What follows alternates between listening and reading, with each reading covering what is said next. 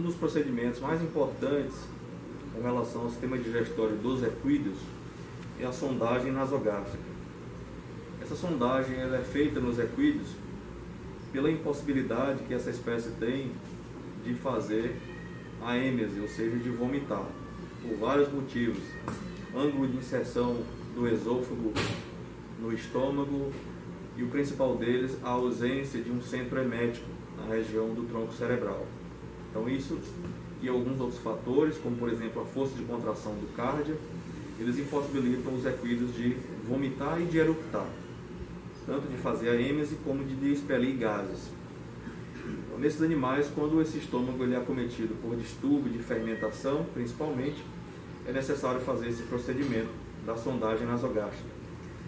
E aqui nós temos uma sonda nasogástrica de equídeos, a parte do bocal e a parte da sonda. Essa sonda tem mais ou menos 2,20 metros a 2,50 variando aí de comprimento, e ela é feita de forma nasogástrica pela dificuldade da passagem orogástrica e do risco do animal poder mastigar a sonda. Então os equídeos, eles têm aqui na cavidade nasal 3 conchas nasais, que são lâminas dérmicas revestidas por mucosa respiratória, lâminas ósseas revestidas por mucosa respiratória. Entre cada concha nasal você tem os meatos, o meato dorsal, o meato médio e o meato ventral.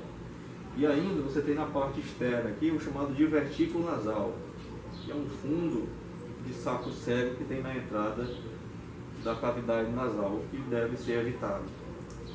Então, o que você objetiva nessa passagem é manter a sonda no meato ventral, ou seja, no assoalho da cavidade nasal, pelo tempo que for necessário, pelo risco dessa sonda, dessa ponta da sonda, se projetar nas conchas etmoidais e provocar um sangramento intenso na região nasal.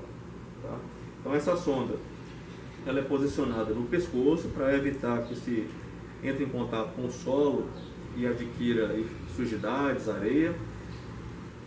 E ela é lubrificada, essa ponta, com um produto lubrificante. Aqui eu estou usando vaselina líquida. Ela pode ser utilizada carboximetilcelulose, então ela deve ser lubrificada.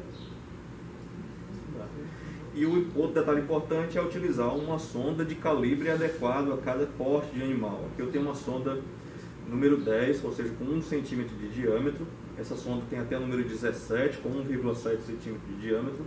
Como esse é um animal de pequeno porte, estou usando uma sonda adequada à capacidade dele. Tá? Outro detalhe importante durante a sondagem nasogástrica é o ângulo em relação à cabeça e o pescoço do animal. Esse ângulo deve ser reduzido para que proporcione a entrada da sonda no esôfago e não na traqueia. Outro detalhe importante é você não forçar a passagem da sonda quando ela tocar a glote. Tá? Então você trisca, você toca a glote com a sonda, dá alguns sopros para que o próprio animal faça a deglutição da ponta da sonda. Outro detalhe importante é a necessidade de se ter um parâmetro para avaliar se essa sonda foi para o esôfago ou foi para a traqueia. Um dos parâmetros mais confiáveis para isso é a visualização da sonda no sulco da jugular, principalmente no antímero esquerdo, pelo desvio lateral desse esôfago. Então você vai observar a ponta da sonda se deslocando nesse sulco da jugular e pode ser até mesmo, inclusive, palpada. Então essa é uma das melhores referências para se avaliar o destino dessa sonda para o estômago. Tá?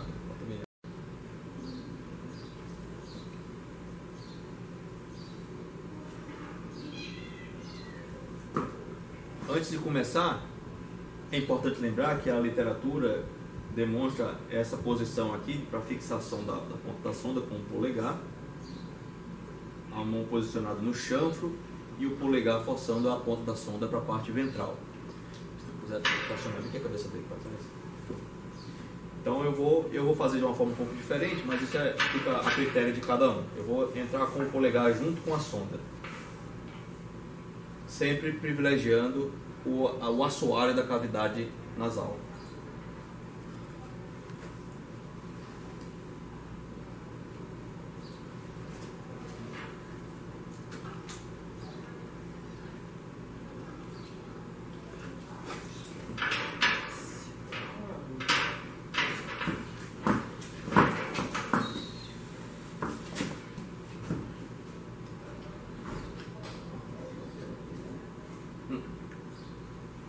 Uhum.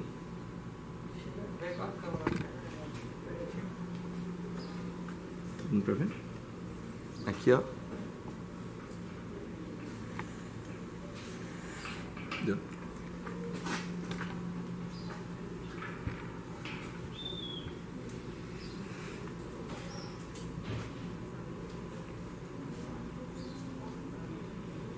Então, essa sonda é passada pelo esôfago, dando pequenos sopros para que esse esôfago se dilate e a sonda passe. Então, a cada sopro, você avança um pouco mais a sonda, tá? Para que esse esôfago se dilate e evite um atrito maior do que o normal ali, tá certo?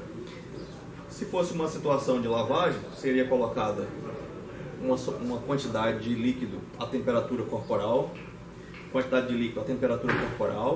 por meio de um funil, e seria infundido esse líquido até o estômago, realizando depois essa pressão negativa. O ideal é que essa pressão negativa seja feita com uma bomba de vácuo negativa, mas geralmente é feita na boca mesmo, tá? Até que esse conteúdo gástrico seja recuperado de forma limpa, tá bom? Para a retirada da sonda, um sopro para dilatar novamente esse esôfago e a retirada em um movimento único, tá certo?